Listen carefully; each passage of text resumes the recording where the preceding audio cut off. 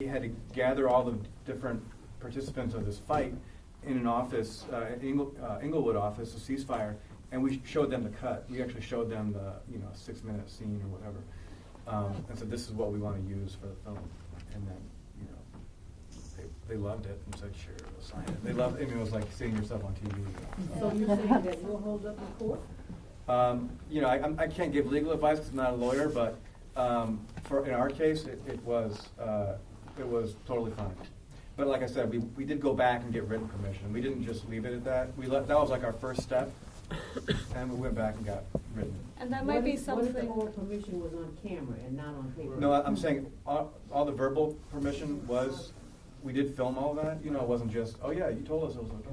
We always filmed it. We didn't necessarily have to go back and get that written. We were just going to be careful. And that's something to talk to your lawyer about maybe early. And I know that, talk to your lawyer, like we have a lawyer in our back pockets. But like the Chicago Artist Resource, there are places that will have lawyers who work with artists. And it's good to do that because we did that for the Ring Lela for the film about the women boxers. But my issue was mostly that a lot of people that I was talking to on the street could not read. So I'm giving them this release form that's been translated, and I'm also working in 4 different states in India with 4 different languages. So I've translated it, but then I don't read the native language, the local language. So I'm trying to explain this through a translator, and they're like, well, we can't read it anyway. Why would they sign something that they couldn't read? So it was always verbal permission, and we just did it a little differently. So I would actually have them say their name and say, I give you permission to use my voice and my appearance in your film. So. Thank you. The specific legal questions, if you don't have a lawyer for your production, might be better directed towards like lawyers for creative arts. Yeah. I didn't want it to block her light so much. Yeah, getting permission verbally on camera is a lot better than nothing, especially if you don't have a specific release that some other party is requiring of you. And like these 2 guys just said, people who are ready to give you their permission, a lot of times what freaks them out about the release is all the complicated legal language. They can sound really, really terrifying.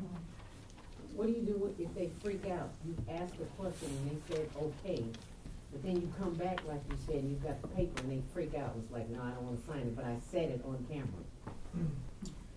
I think it's hard to answer that question because it's so hypothetical. But I think I don't know. I think depending on what it is the role that they're playing in the film. If they're one of the main people, I think that's a big problem. I know our film has been torrented quite a bit, but I would just see it as generating other future possible interests. Some people who hear about it some other way.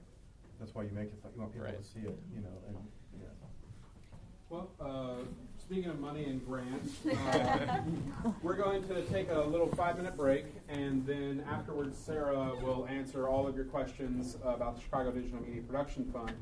So if you want to chat and mingle, just be on that side of the curtain. If you want to talk about the grant, just hang out here or come back here very shortly. But I just want to thank everybody who appeared on the panel today, and thank you guys for coming.